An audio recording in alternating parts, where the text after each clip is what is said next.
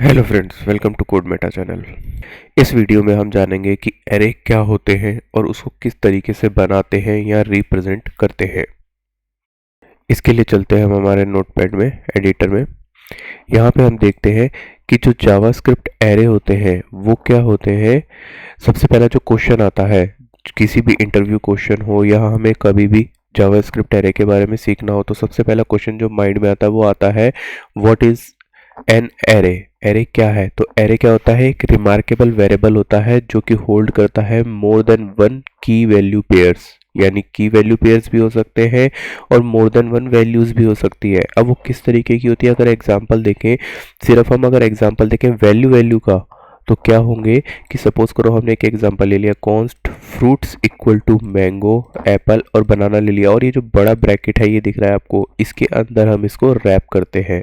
तो ये क्या, हमें क्या बोलते हैं कि इसको हम एरे बोलते हैं। जो बड़े ब्रैकेट होता है, जो आपने बचपन में भी सीखा होगा अपने स्कूल लाइफ में, कि इसको बड़ा ब्रैकेट बोलते हैं। तो ये इसके अंदर जितने भी हम सेपरेटेड कोमा के साथ डबल कोट्स के अंदर चीज़ें लिखते हैं, ये एरे में होती है, एरे बोलते हैं इसको।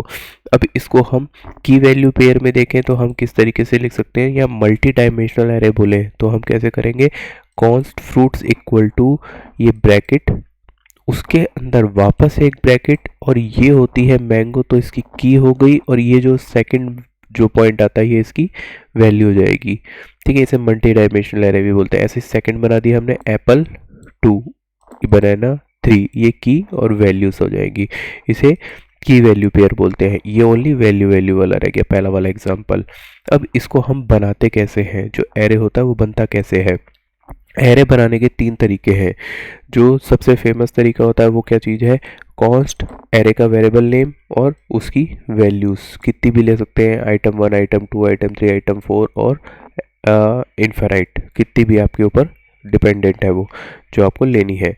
अगर हम अनदर वे देखें तो हम किस तरीके से बना सकते हैं कि हमने क्या किया, लेट ए वेरिएबल का नेम ले लिया, जो भी आपको एरे के वेरिएबल का नेम लेना है, और इक्वल टू ये ब्रैकेट ले लिया, ब्लैंक ब्रैकेट ले लिया हमने। ठीक है, अब मान लो तो हम क्या करते हैं कि ज़ीरो पोजीशन पे हमको कोई वैल्यू डालनी है तो आइटम 1 डाल देंगे, 1 पोजीशन पे डालनी है तो आइटम 2 डाल देंगे, थर्ड पोजीशन पे डालनी है तो आइटम 3 डाल दिया, और फोर्थ पे तो ये डाल दिया।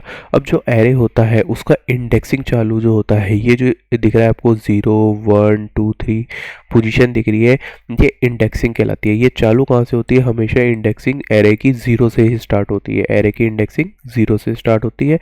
तो 0 पोजीशन पे आइटम 1 आ जाएगा, फर्स्ट जो पोजीशन थी उस पर आइटम 2 होगा, सेकंड पोजीशन पे आइटम 3, फोर्थ पोजीशन पे आइटम 4, और ऐसे ही आगे चलता जाएगा। अब इसमें हम लेट और कॉन्स्ट, यहाँ पे हमने लेट लिया है, आप यहाँ पे कॉन्स्ट का भी यूज़ कर सकते हो, ज़रूरी नहीं है कि आप लेट का ही यूज़ करो। ठीक है, तो ये डिफाइन नहीं होगा, लेट और कॉन्स्ट की हमने बात कर चुके हैं। अगर आपको लगता है कि लेट और कॉन्स्ट के बारे में और जानना है तो आप हमारी प्रीवियस वीडियो देख सकते हैं, जहाँ पे हमने इन दोनों को अच्छे से समझाया है। अगर हम एक और एग्जांपल देखें, कि एक और वे देखें कि किस तरीके से हम जावास्क्रिप्ट का वेरिएबल क्रिएट कर सकते हैं, तो वो होता है न्यू कीवर्ड। न्यू कीवर्ड से भी हम जावास्क्रिप्ट का एरे क्रिएट कर सकते हैं। कैसे कि हमने एक वेरिएबल ले लिया, वेरिएबल के आगे इक्वल टू हमने क्या लिखा, सबसे पहले तो न्यू कीवर्ड डाला। न्यू कीवर्ड हमेशा स्मॉल में रहेगा, और जो इसका एरे होगा वो कैपिटल ए हमेशा कैपिटल रहेगा, जो फर्स्ट वाला होता है। ठीक है, यानी क्या लिया, कॉन्स्ट एरे का variable name equal to new array, और उसके अंदर हमने हमारे सारे आइटम दे दिए कोट्स के अंदर, चाहे सिंगल लिखो चाहे डबल लिखो, वो आपके ऊपर डिपेंड है। अगर अब हमें क्या करना है, एरे को एक्सेस करना है, तो वो हम किस तरीके से करेंगे, कॉन्स्ट फ्रूट के में हमने लिखा था मैंगो, एप्पल, बनाना। ठीक है, ये इक्वल टू कोट्स में लिखा था। अब जैसे हमने बात करी कि ये इंडेक्सिंग होती है, ऊपर हमने बात करी है भी कि 0, 1, 2, 3 क्या है, इंडेक्सिंग है। तो हम क्या करेंगे, डॉक्यूमेंट डॉट राइट लिख के क्या करेंगे, फ्रूट्स के आगे 0 लिख देंगे तो हमें पहला वाला मिल जाएगा। अगर फ्रूट के आगे 1 लिख दिया तो दूसरा मिलेगा, और फ्रूट के आगे 3 लिख दिया तो हमें तीसरा मिल जाएगा। तो इस तरीके से हम जो हमारा क्या कहते हैं एरे होता है उसको प्रिंट करा सकते हैं।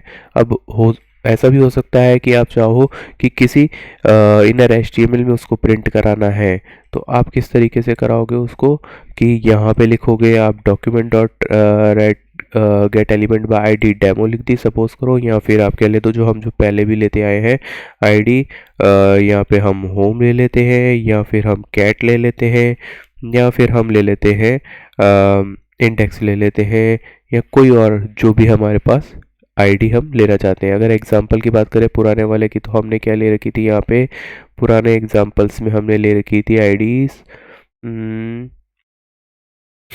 यहाँ पे है ही नहीं हमारे पास एग्जांपल में पुराने एग्जांपल्स की। ठीक है, तो हम यहाँ पे कुछ भी मान सकते हैं जो भी आपकी एक डिव की आईडी होती है। सपोज करो एक आपने डिव क्रिएट किया और यहाँ पे लिख दिया ये, तो आप क्या लिख दोगे यहाँ पे,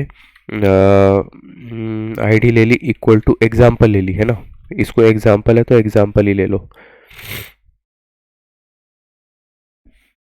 एग्जाम्पल है तो एग्जाम्पल ही लो। इस आईडी के अंदर हमने क्या डालना है, हमें ये फ्रूट की वैल्यू प्रिंट करानी है। तो फ्रूट 0 यहाँ पे get element value dot inner HTML equal to और इसकी वैल्यू यहाँ डाल दो।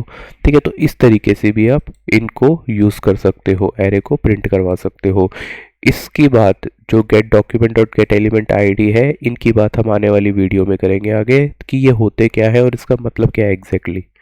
ठीक है, तो ये जस्ट प्रिंट की बात थी कि आप किस तरीके से एरे को प्रिंट करा सकते हो। और दोस्तों आपको समझ आया होगा कि एरे क्या होता है, किस तरीके से हम क्रिएट करते हैं और किस तरीके से हम प्रिंट कराते हैं। अगर आपको ये वीडियो अच्छी लगी हो तो इसे लाइक और शेयर ज़रूर कीजिएगा। साथ ही साथ कोड मेटा चैनल को सब्सक्राइब कीजिए ताकि आने वाली वीडियो के नोटिफिकेशन आपको मिलते रहे। मिलते हैं नेक्स्ट वीडियो में एक नए टॉपिक के साथ, तब तक के लिए take care and good bye.